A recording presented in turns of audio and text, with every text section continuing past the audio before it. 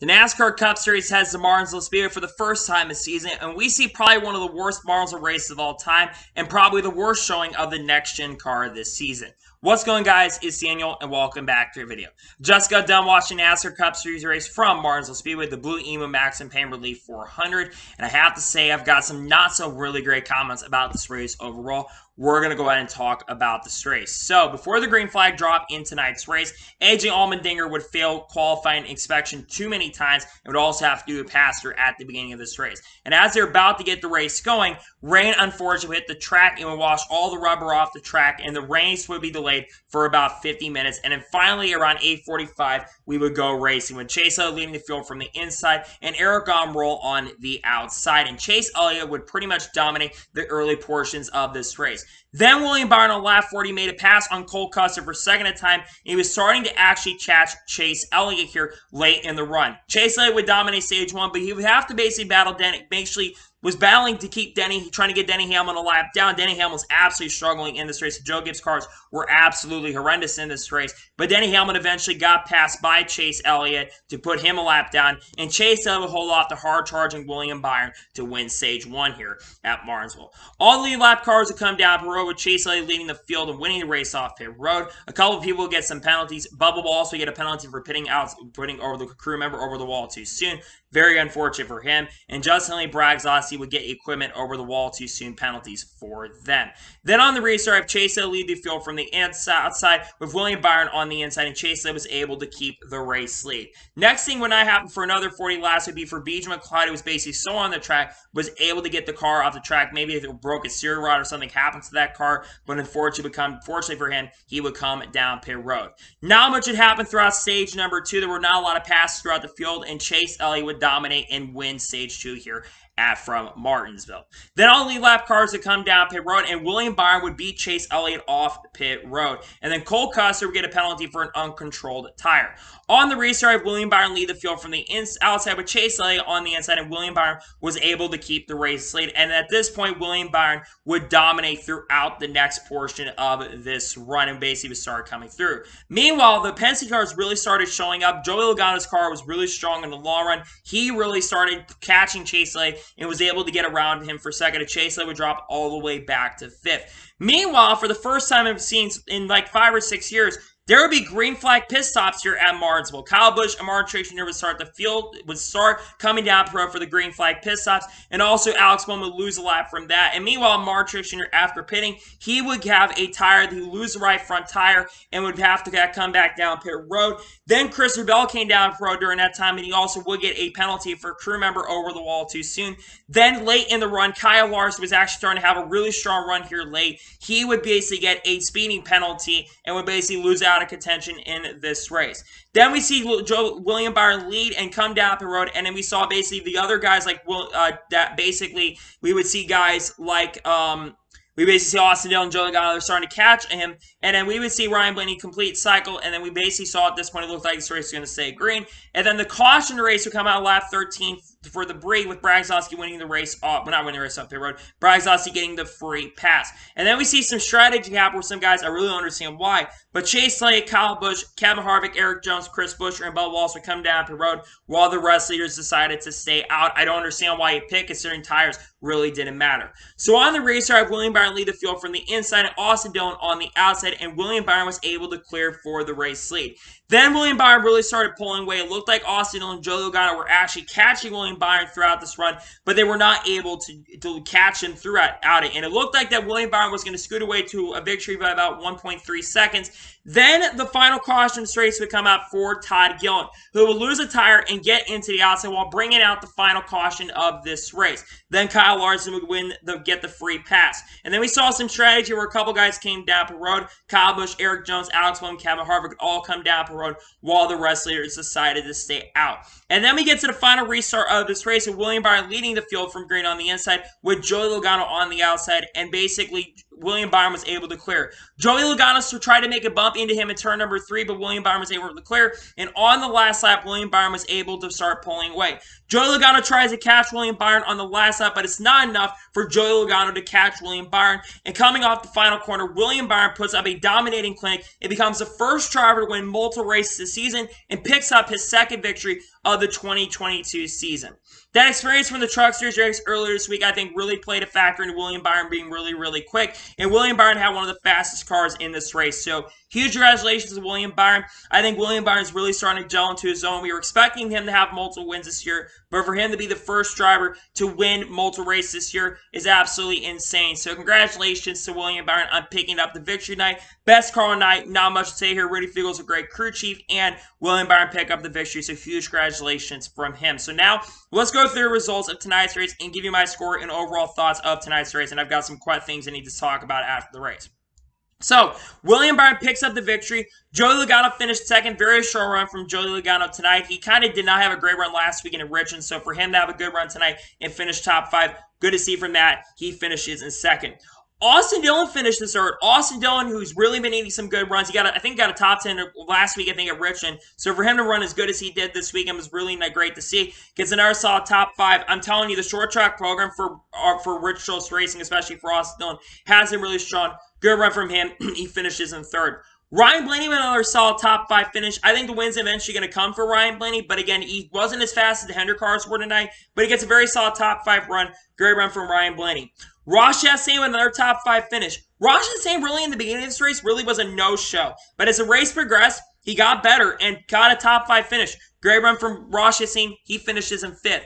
Kurt Busch finished in 6th. Kurt Busch was in the top 10 most of the night. That 45 car had to drive, I think, from a 20th place at the start of the race and got a solid top 10. Was running in 4th or 5th, especially near the end of the race. But that caution came out and unfortunately affected him. But especially after what happened last week at Richmond, good to see that they got a top 10 with Kurt Busch. I think that's his 3rd or 4th top 10 of the year. So good to see Kurt Busch getting another top 10 here. Kyle Busch finished 7th. Considering this car was really, really bad most of the night, Joe Gibbs struggled throughout the evening, and they really were bad all the weekend. I'll take that for Kyle Busch getting a top 10. Very solid top 10 run. He finishes in 7th. Eric Almirola with another solid top 10. Very surprising considering Eric Almirola has generally struggled throughout his career at Martinsville. Ran top 10 all night. Great run from him. He finishes in 8th. Chase Briscoe gets a very solid top 10 finish with a 9th place run. Was quiet most of the night, but gets a 9th place finish. Good makeup for him in the points here this weekend at Martinsville. And Chase Elliott finishes 10th.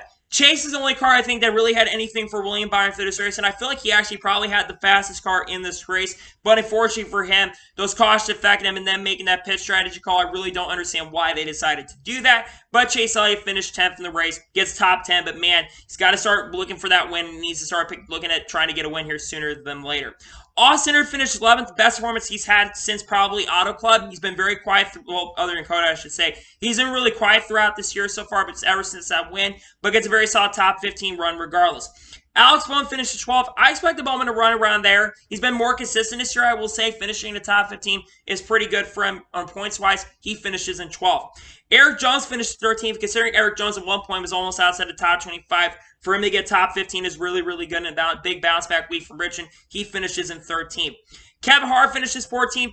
Kevin Harvick usually, a lot of people probably think that's not a good run for Harvick, but that's about a better run than what he usually does at Martinsville, so he gets top 15. Not bad for him. Chris Buescher finishes 15th. Solid top 15 run for Chris Buescher. Had some decent pace in this race. He finishes in 15th. Bubba Wallace finishes 16th. I think Bubba had a better car than 16th. In fact, before that caution came out, he was actually running, I think, in 13th position, and he had to bounce back from that penalty early. I think he had a top 10 car, but did get a solid top 20 in this race. A good makeup from last week at Richmond. He didn't really get any points tonight, unfortunately, but he does get a top 20. But man, something's got to start clicking with that 23-11 here at some point. Brad Keselowski finished the 17th. Probably not going to make up a ton of points on the 16th place. We're going to talk more about what he basically did later, basically tomorrow on Monday. But he gets top 20, finished in 17th. He gets top 20s. He might have a shot to make the playoffs, but he finishes in 17th. Tyler Reddick finishes 18th. Once again, a no-show this weekend. Kind of last couple weeks, he's really been a no-show, and I've really been disappointed in Reddick the last couple weeks. But he does get a top 20 and salvages the weekend. Kyle Larson finishes 19th. Larson had a top 10 car tonight, but unfortunately, he did get that speeding penalty, which really, really cost him an opportunity. And with the lack of cautions, once you got a speeding penalty, we're never really going to be able to cover. So he did get a top 20, though, which at least he did get another top 20, but still not been a great year for Kyle Larson. Christabel finished 20th. Christabel really did have a decent card, was actually the best performing Joe Gibbs card most of the evening, but unfortunately for Christabel, he did not have a good card mode after he got the penalty. He gets a 20th place. Cole Custer finishes 21st. Cole Custer was having his best run, but they got that penalty and never recovered from it, especially track position matter as much as it did. He finishes in 21st. Martin Truex Jr. finished 22nd. You want to talk about someone that I've really been disappointed in this year, mostly besides last week at Richmond. I picked him coming into the weekend, and he struggled. He absolutely was off this weekend. No pace in that 19. They actually were top 15 at one point, run 13 but 14th. But man, I expected more from NTJ, and they showed nothing here. Disappointing run for Martin Truex Jr. I don't have him as a championship threat right now. 23rd for Ty Dillon, top 25 for him. That's not too bad. AJ Allmendinger, who had that penalty early, gets up to 24th. Not great, but not terrible. Michael McDowell finishes in 25th. Harrison Burr finishes 26th. Ricky Stenhouse Jr. finishes in 27th. Denny Hamlin finishes 20th after winning last week at Richmond. Extremely disappointing. No good speed out of that car. They think they finished 2 laps down in this race. Denny Hamlin had one of the worst performances I think he's had in his career in a very, very long time. Probably worse than he had in 2020. Not a good race for Denny Hamlin. He finishes in 28th. That does not help him throughout this season. Daniel Suarez finished 29th, the worst performance I think Daniel Suarez has had this year. Just nothing good came out of this 99 team this weekend. No pace out of the 99 team. He finishes in 29th. Todd Gillen, after his issues after qualifying really, really well, he finishes in 30th. Justin Haley finishes in 31st. Expect a little more from Justin Haley, but he finished 31st. Corey LaJoie finishes in 32nd. Cody Ware finishes 33rd. JJ Lee finishes 34th. 35th for Josh Blicky. And finishing in last place in 36th is BJ McLeod. So now let's overall talk about the race and give you my score of tonight's race. This race was absolutely disappointing. I was really coming this weekend really, really excited for Martinsville. I really thought, especially after last really how great Martinsville generally is and being one of the best tracks on the circuit, I really was expecting a great race, and it really just was not a good race. And this, to me, is the first really bad race. Well, not bad race, but it's probably the first race that I think has been absolutely bad. And we've been due for a bad race throughout this year, don't get me wrong.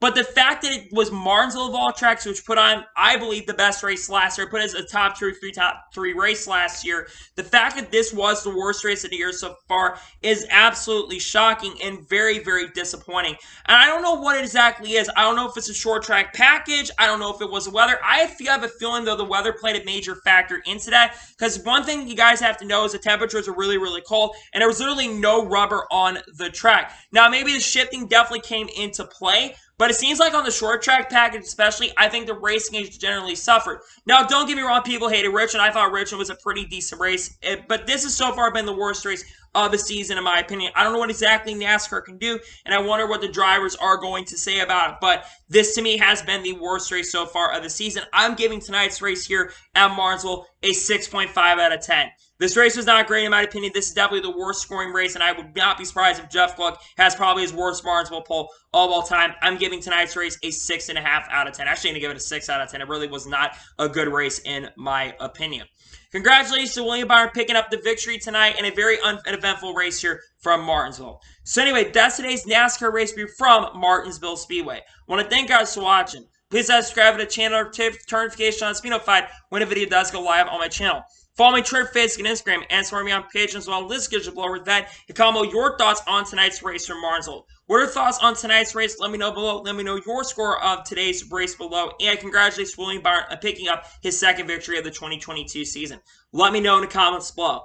Tomorrow on my channel, I've got a major and big announcement that's going to be dropping tomorrow morning for the IndyCar race happens. I may have a race here from IndyCar, but I'm not entirely sure if I'm going to be doing that yet. Just stick around and watch my channel because you might see that. But anyway, like I said, I want to thank you guys for watching today's video, and I'll see you guys next time for some more great, awesome NASCAR and other motorsports content on the channel like this. Take care, everybody.